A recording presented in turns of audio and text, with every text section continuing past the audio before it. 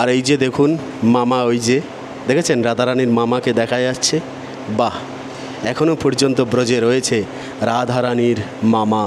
এই মামাকে দর্শন করার জন্যই রাধারানী প্রতিনিয়ত এই ব্রজে আসেন। হ্যাঁ, অপূর্ব সুন্দর মামা বাড়ি। অহভাগ্য। তো চলুন ভিডিও একদম শুরু থেকে শুরু করি। রাধে রাধে মিত্র, ধাম সেবা কুত্তাম চ্যানেলে আপনাকে অনেক অনেক স্বাগতম। তো মিত্র, আমাদের ব্রজে কিন্তু এবারে গুরু পূর্ণিমার আনন্দ শুরু হয়ে গেছে। গুরু পূর্ণিমার আন্তরিক শুভেচ্ছা ও অভিনন্দন আপনাকে জানাই। তো সকাল সকাল বেরোলাম, খুব সুন্দর একটি স্থান দর্শন করাবো অবশ্যই। আর বর্তমানে ব্রজের সৌন্দর্য কেমন রয়েছে তাও দর্শন করবেন এই ভিডিওটির মাধ্যমে, সঙ্গে থাকবেন। খুব সুন্দর একটি রাধারানীর স্মৃতির স্থানে দর্শনের জন্য এখন যাচ্ছি, সঙ্গে তো আপনি আছেনই। দেখুন, আমাদের শ্রীমতী রাধারানীর যেরকম স্মৃতি সেরকম স্মৃতি কিন্তু আমাদেরও, মানে আমরা পুরনো স্থানগুলো খুব ভালোবাসি। সেরকম রাধারানীর পুরনো স্থান অনেক রয়েছে ব্রজে, তার বিশেষ বিশেষ লীলার স্থানগুলো। আর তারপরে কি যে আমরা যেরকম একটা জায়গায় বসবাস করলে পরে আত্মীয় স্বজনদের বাড়ি ঘর আদি অনেক কিছু থাকে, পরিজনদের বাড়ি, সেগুলোতে সেই মানুষগুলো যদি না থাকে, একাই এই জগতে যখন পড়ে থাকি, তখন গিয়ে সেই দিনগুলো, সেই পুরনো স্মৃতিগুলো দেখলে পরে কেমন লাগে মিত্র, তাই গ্রামটিকে দর্শন করলে বুঝতে পারবেন। হ্যাঁ, সবুজায়নে ভরা একটি সুন্দর গ্রাম। আর তাছাড়া বর্ষার সময় গ্রামটি আরও সুন্দর হয়ে উঠেছে। আর এই গ্রামেই বাস করতেন রাধারানীর আত্মীয় স্বজন। আসলে কি জানেন মিত্র, আমাদের শ্রীমতী রাধারানীর আর কৃষ্ণের আত্মীয় স্বজন বলতে কারা আছে বলুন? এই পৃথিবীলোক, স্বর্গলোক, তিনও লোকের মধ্যে যত জীব আছে সবাই হলো আমাদের গোবিন্দের আবার রাধারানীর আত্মীয় স্বজন, তাই না? তো তাদের খুব ভালোবাসেন শ্রীমতী রাধারানী। আর তাদের কাছে আসার জন্য, তাদের স্মৃতিগুলো খোঁজার জন্য, কেন কি তাদের আত্মীয় স্বজন বলে তো আর কিছু নেই। যদি আত্মীয়তা করতে হয় তাই ব্রজের জীবদেরকে কিংবা বিভিন্ন লোকের সব প্রাণীদেরকেই আপন করে নিতে হবে। দেখুন মিত্র, আমরা যেরকম সহজেই এই জগতে আত্মীয় স্বজন তৈরি করে ফেলতে পারি, আবার ছেড়েও দিতে পারি, কিন্তু আমাদের রাধারানী তো সেরকম নয়। উনি আত্মীয়তা শুরু করলে সেটা তো আর ছেড়ে দেয় না। হ্যাঁ, আত্মীয়তা কারোর সাথে হয়ে গেলে ছেড়ে দেয় না। ভগবান শ্রীকৃষ্ণের সাথে যদি কারোর সম্পর্ক হয়ে যায়, তাদের কি ছেড়ে দেয়? না, সঙ্গে করে নিয়েই যান। কিন্তু যে আত্মীয়তার সাথে গোবিন্দ আমাদের আত্মীয়তা করে, তাদের বাড়ির বিড়ালটুকুকেও পর্যন্ত সম্মান করে, ভালোবাসে। কেন কি আমার আত্মীয় যারা রয়েছে মিত্র, সে কারণেই সেই আত্মীয়র গ্রামের একটা সৌন্দর্য আলাদা, একটা মায়া আলাদা। সেই রাধারানীর বারসানা থেকে প্রায় 20 কিলোমিটার দূরে অবস্থিত একটি গ্রাম। সেই গ্রামটির নাম কি জানেন মিত্র? নাম হলো মুখরাই। অপূর্ব মায়া এই গ্রামের। আর এই গ্রামেই থাকতেন কে জানেন? রাধারানীর পরম আত্মীয়, পরম আপন ব্যক্তিরা, তারা হলেন মামারা। হ্যাঁ, মামারাই বসবাস করতেন এই গ্রামে। আজ কিন্তু সেই গ্রামেই চলে এসেছি, আর ব্রজবাসীরাও বসবাস করেন এই গ্রামে। এই গ্রামের দিদিমা ছিল রাধারানীর। সেই দিদিমার বাড়ি এখন কেমন রয়েছে বর্তমানে, সেটি দর্শন করার জন্য এগিয়ে চলেছি। আর এই গ্রামে যারা বর্তমানে বসবাস করে তারাও কিন্তু শ্রীমতী রাধারানীর আত্মীয় স্বজন। হ্যাঁ, ওই যে বললাম যে গোবিন্দ যাকে ভালোবাসে, সেই গোবিন্দের ভালোবাসার ব্যক্তির বাড়ির আশেপাশের প্রতিটি জীব থেকে শুরু করে সবাই গোবিন্দের আপনজন। হ্যাঁ মিত্র, অবশ্যই গোবিন্দের আপনজন। আর এই গ্রামের সব কিছুই রাধারানীর অতি প্রিয়।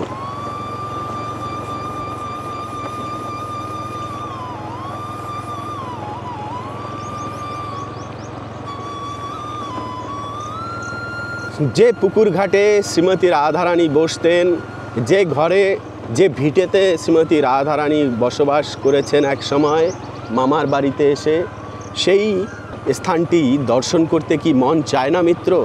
হ্যাঁ, কেন কি প্রচুর মায়া দিয়ে ঘেরা এই স্থানগুলো। দেখুন না, আজ কত যুগ যুগ পেরিয়ে গেল, তারপরেও সেই মামাবাড়ির সম্পত্তি কিন্তু সেরকমই পড়ে রয়েছে। দেখুন, এই যে ধুধু করছে যত জায়গা জমি চারিদিকে, সব কিন্তু শ্রীমতী রাধারানীর মামাবাড়ির সম্পত্তি। হ্যাঁ, যদি কল্পনা করেন নিগুড়ভাবে, তাহলে মিত্র বোঝা যায় যে এই গ্রামেই তো শ্রীমতী রাধারানী মামাবাড়িতে এসে ঘুরে বেড়াতেন। আর এসব জায়গাগুলোতে যে শ্রীমতী রাধারানী আসেননি তাও তো নয়, এসেছেন তো অবশ্যই। আমরা মামাবাড়িতে গেলে আসলে কি করি মিত্র? হ্যাঁ, মামাবাড়ির আশেপাশের সব বন জঙ্গল আদি সব স্থানগুলো ঘুরে ঘুরে দর্শন করি। হ্যাঁ, কোথায় কোন বৃক্ষে কি ফল হয়েছে, কি খাবার জিনিস রয়েছে, কি ফুল রয়েছে, সব কিছু দেখতে ভালোবাসি। আর মামাবাড়ির অঞ্চলে যারা যারা বসবাস করেন সবার সাথে পরিচয় হতে ভালো লাগে। হ্যাঁ, সবার সাথে কথা বলতে ভালো লাগে। এই তো সেই শ্রীমতী রাধারানীর মামার বাড়ির গ্রাম। তবে মিত্র, মামার বাড়িতে কি যাব না? হ্যাঁ, মামার বাড়িতেও অবশ্যই যাব দর্শন করার জন্য। একটা কথা ভাবি মিত্র, কি জানেন?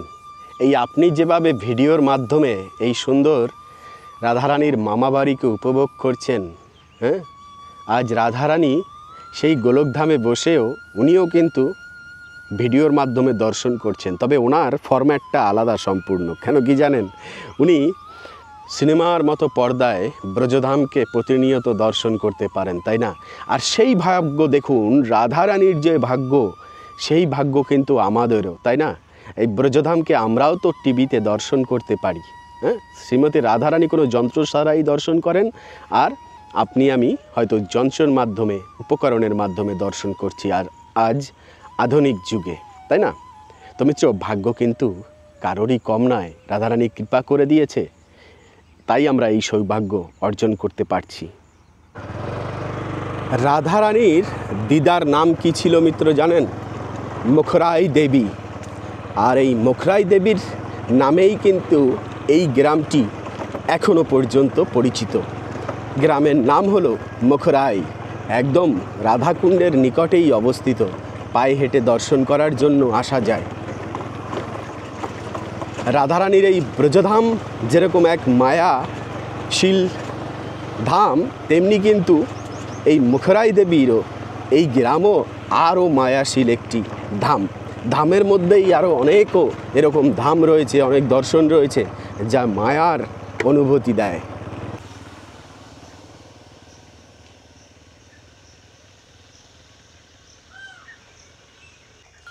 তো মিত্র, আমাদের শ্রীমতী রাধারানী হয়তো এসব স্থানেই বসেছেন।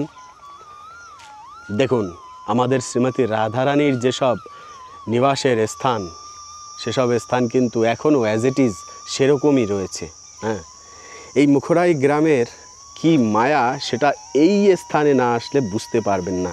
দেখুন, এই যে সুন্দর একটি চাবুচ্চা রয়েছে, হ্যাঁ, এখানে একটি বৃক্ষ রয়েছে, লেজি বট বা অশ্বত্থ বৃক্ষ বলা হয়। এবং দেখুন, মামাবাড়িতে আম পেড়ে খাওয়ার যে আনন্দ, তা কিন্তু রাধারানী গ্রহণ করেছেন। হ্যাঁ, আর তার বংশ পরম্পরা এখনো পর্যন্ত এই যে ব্রজের আম বৃক্ষরা রক্ষা করে যাচ্ছেন। উনি দাঁড়িয়ে রয়েছেন ব্রজের উপরে। সেই সব স্মৃতি কিন্তু এই যে এখনও আমাদের চোখে পড়বে যদি আমরা ব্রজধামে আসি। আর মাঝে মাঝে ময়ূরের ধ্বনি শুনতে পাওয়া যায়, বিভিন্ন প্রকারের পক্ষীর ধ্বনি শুনতে পাওয়া যায়। এই সুন্দর একটি পরিবেশে দাঁড়িয়ে যেন রাধারানীর প্রেমময়ী ভাবে হারিয়ে যেতে পারে ভক্তরা। সেজন্যই তো রাধারানী এই গ্রামটি আমাদেরকে উপহার দিয়েছেন দর্শন করার জন্য। ব্রজের মধ্যে এরকম অনেক গ্রাম আছে, ললিতা সখীর গ্রাম, বিশাখা সখীর গ্রাম, তুঙ্গভদ্রা, রঙ্গদেবী, কত যে রাধারানীর আত্মীয় স্বজন আর আপনজন আছে মিত্র।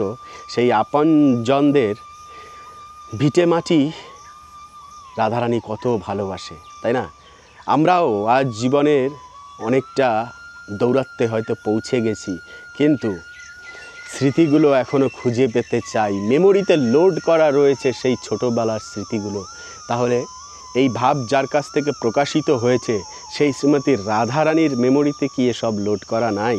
তাদের ভক্তদেরকে উনি ভালোবাসেন না? অবশ্যই। আসলে মুখরাই দেবী তো রাধারানীর ভক্ত। আর রাধারানী হলো ভক্তের ভক্ত। আর এই ভক্তের গ্রামে আসতে শ্রীমতী রাধারানী সর্বদাই ভালোবাসেন। যুগ যুগ ধরে প্রতিবার দাপরেই আসবেন এমন সুন্দর ব্রজধামে। ব্রজধাম কিন্তু শাস্ত্রে উল্লেখ রয়েছে প্রলয়কালেও নষ্ট হয় না। তাই এ হলো চিন্ময় জগৎ মিত্র। তো যাই হোক মিত্র, এবারে চলুন তাহলে মামাবাড়ির দিকে যাত্রা শুরুই করে ফেলি। তো যাই হোক, এই হলো রাধাকুণ্ড থেকে মামাবাড়িতে যাওয়ার রাস্তা। খুব সুন্দর একটি ব্রজবাসীদের পাড়া রয়েছে এখানে। সেই ব্রজবাসীদের পাড়াটি ক্রস করলেই একটুখানি বাম দিকে ঘুরে গেলেই কিন্তু মামার বাড়িতে পৌঁছে যাওয়া যাবে। আর এই যে পাড়াটি রয়েছে, কলোনিটি রয়েছে, এখানে কিন্তু এত ময়ূরের আনাগোনা থাকে মিত্র, কি বলবো। ঝাঁকে ঝাঁকে ময়ূর দর্শন করতে যদি হয় তাহলে কিন্তু আপনাকে মুখড়াই গ্রামে আসতেই হবে। একটুখানি এই যে ছোট ছোট মার্গ আছে, এই দিয়ে ভিতরে ঢুকলে পরেই, আর এই গ্রামটি পার করে একটুখানি সামনে গেলে পরেও কিন্তু বিশাল বড় বড় বন রয়েছে, সেখানে ময়ূরের মেলা বসে। আর বিকেলবেলা হলে তো এই যে ব্রজবাসীদের বাড়িগুলো দেখা যাচ্ছে, এখানেই সব ময়ূরদেরকে দেখা যায়। একদম সারিবদ্ধ হয়ে হয়ে বসে থাকে ছাদের উপরে উপরে, বাড়ির উপরে উপরে।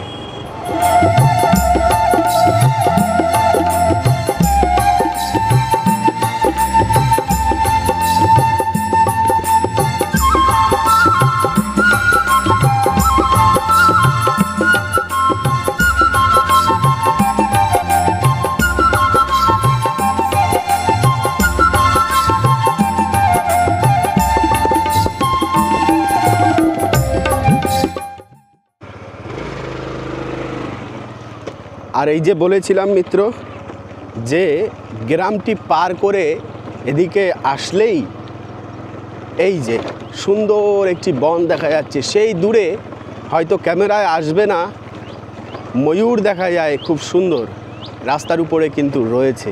এই বনের মধ্যেই দুদিকে সারি সারি প্রচুর ময়ূরের মেলা।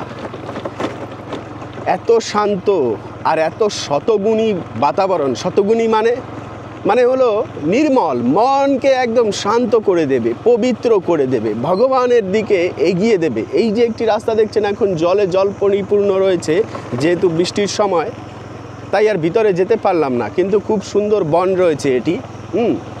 আর সবচাইতে ভালো লাগে হলো মাটিটি হলো কাঁচা, মানে রাস্তাটি হলো কাঁচা রাস্তা।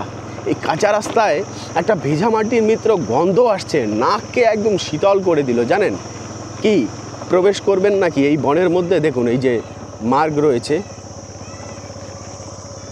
এই মার্গ থেকে এগিয়ে গেলেই সুন্দর বনের একটি রাস্তা। কিন্তু দেখুন কি পরিমাণ কাদা রয়েছে। আর এই রাস্তা দিয়ে গেলেও বৃন্দাবনেও চলে যাওয়া যায় গোবিন্দের দর্শন পাওয়ার জন্য। তবে মিত্র একটা কথা বলে রাখি, এই ব্রজধামকে কিন্তু হালকাভাবে নেবেন না। এই যে আমাদের বৃক্ষ দর্শন করা যাচ্ছে, সুন্দর কাঁচা মার্গ দর্শন করা যাচ্ছে, এপাশে ঘন বন দর্শন করা যাচ্ছে, কেন হালকাভাবে নেবেন না জানেন? যে এই ব্রজের কথা অনন্ত কোটি মুনি ঋষিরা সেই সত্যযুগ থেকে বলতে বলতে আসছেন। এবারে প্রশ্ন হলো, সত্যযুগে তো দাপর যুগের ছিল না এসব স্মৃতি, কৃষ্ণ তো তখন আসেননি। মিত্র, এটি চিন্ময় ধাম। এই যে দাপর যুগ, কলি যুগ, সত্যযুগ, ত্রেতা যুগ, এই যে সার্কেল, এটা কিন্তু চলতেই থাকে পরম্পরাক্রমে বলতে গেলে। মানে কি, সত্যতেতা দাপর কলি, সত্যতেতা দাপর কলি, সত্যতেতা দাপর কলি, এরকম চলতেই থাকে। তো এই দাপর যুগ আগেও এসেছিল, ত্রেতার আগে, সত্যযুগের আগে, আর আবার দাপরের চলে যাওয়ার পরেও ফের আবার দাপর আসবেন। তো এই গাথা কিন্তু লেখা থাকে বা স্মরণে থাকে সব মুনি ঋষিদের। তাই সেই মুনি ঋষিরা যখন বিভিন্ন লোকান্তরে অনন্ত কোটি ব্রহ্মাণ্ডে বিভিন্ন স্থানে বসে লীলা কীর্তন করেন ভগবান শ্রীকৃষ্ণের, তখন কিন্তু এই ব্রজধামের লীলা কীর্তন করেন। আজ আমরা স্বচক্ষে এটি দর্শন করছি, এটি আমাদের পরম ভাগ্য মিত্র। কেন জানেন? যে মুনি ঋষিরা এই ধামের কথা চিন্তন করে করে, কেন কি যখন কোনো মুনি ঋষি, কোনো সাধু মহাত্মা এই ভগবান শ্রীকৃষ্ণের লীলাগুলো স্মরণ করেন, তখন কোন স্থানের কথা মনে করেন? ভগবান কোথায় আছেন? ব্রজধামে আছেন। ব্রজধামে পুতনা রাক্ষসীকে বধ করেছেন, ব্রজধামে অঘাসুরকে বধ করেছেন, কংসকে বধ করেছেন, হ্যাঁ, যদুকুলের সব লীলাগুলো মিত্র করেছেন সেই মথুরায় বসে। সেটি কোন স্থান মিত্র? এই তো ব্রজধাম, আমাদের মথুরা নগরী, তাই না? মথুরার মধ্যেই অবস্থিত বৃন্দাবন ধাম, মথুরাপুরী। তো এই যে ভগবানকে স্মরণ করলে ব্রজধামকে সর্বপ্রথম স্মরণ করতে হয়। কেন কি ভগবান যখন প্রকট হন কংসের কারাগারে, তখন কোথার কথা মনে করতে হবে? মথুরার কথা মনে করতে হবে, তাই না? বৃন্দাবনের কথা মনে করতে হবে। তো এই ধামকেই চিন্তন করতে করতে মুনি ঋষিরা ভগবত ধাম প্রাপ্ত করে নেন। হ্যাঁ, তো তাই হালকাভাবে নেবেন না মিত্র। অতি পবিত্রতম, অতি আনন্দদায়ক এবং কৃষ্ণের সব পদচারণার স্মৃতিগুলো এই মার্গে মার্গে বিভিন্ন স্থানে, বনে রনে সব জায়গায় ছড়িয়ে রয়েছে সর্বত্র। তাই এই ধামকে অনুসরণ করলে এবং এই ধামকে স্মরণ করলে তার পরম গতি প্রাপ্ত হয়। মুনি ঋষিরা ভগবত ধাম প্রাপ্ত করেছেন, সাধু মহাত্মারা ভগবত ধাম প্রাপ্ত করেছেন। যে ধামের কথা স্মরণ করে করে, সেই ধামকে কখনো কি আর আমাদের মতো করে মনে করা উচিত? না, সাধু মহাত্মাদের মতো করেই মনে করা উচিত এই পবিত্র ধামকে।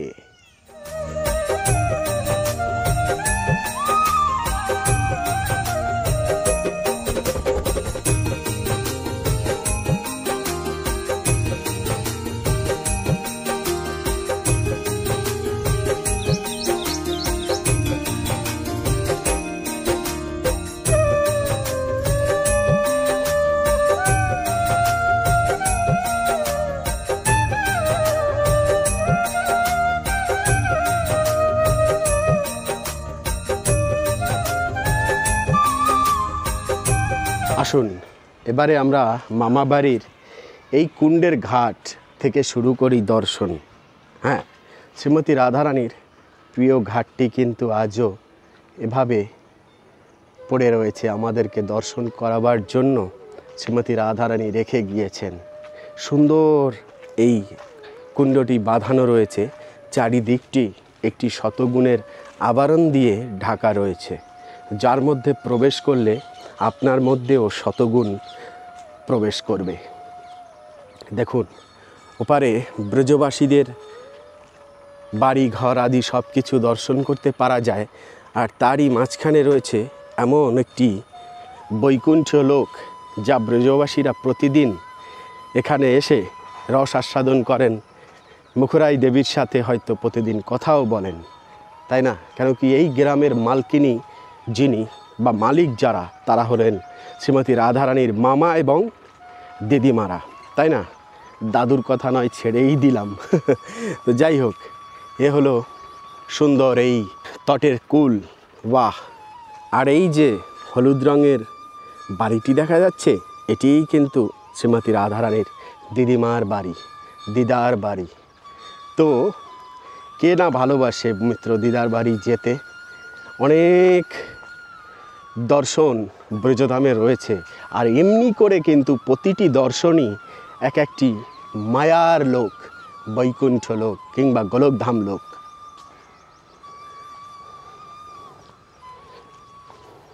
রাধারানী হয়তো প্রতিনিয়ত আসেন দিদার বাড়িতে, পিঠে পায়াস আদি মন্দা মিঠাই সব কিছু গ্রহণ করে আবার ফিরে যান নিজের লোকে।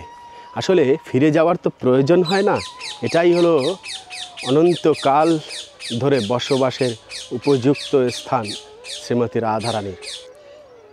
তো চলুন মিত্র, এবারে আমরা গৃহের দিকে যাই দিদার বাড়ির।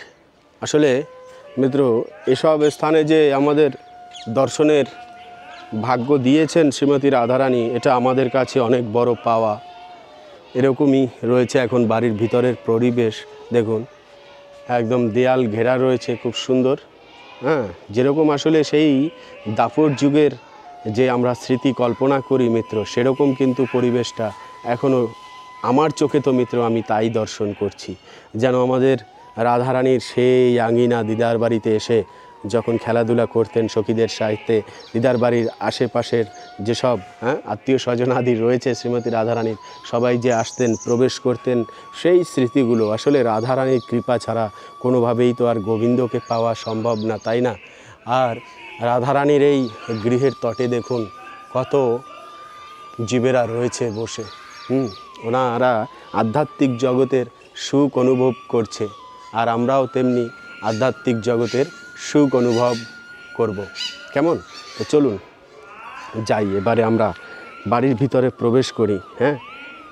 আচ্ছা, বাড়ির ভিতরে প্রবেশ করতে করতেই কিন্তু মনের মধ্যে একটা আনন্দের সঞ্চার হচ্ছে। কেন বলুন তো?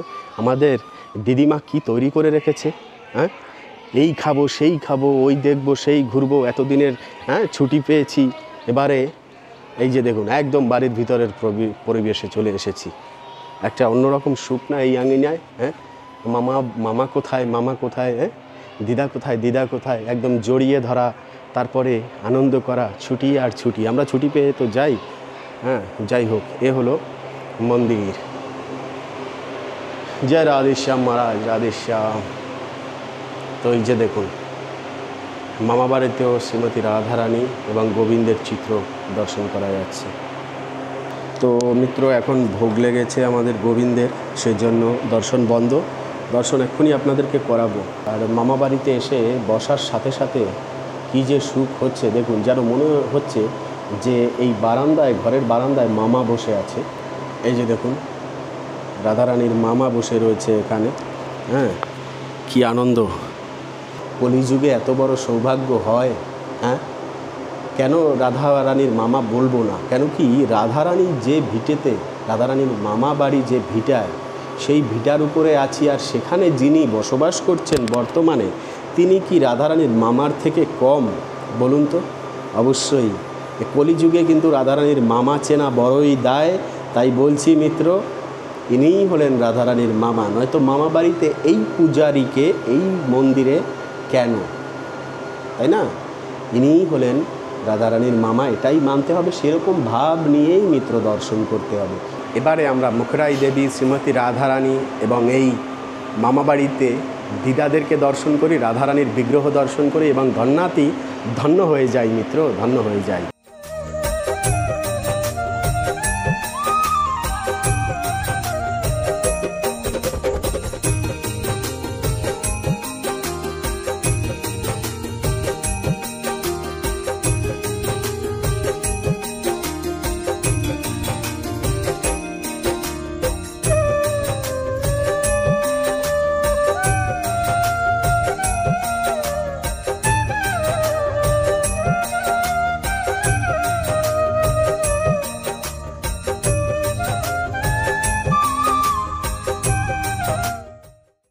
তাহলে মিত্র আজকের এই ভিডিওটি এখানেই এন্ড করছি।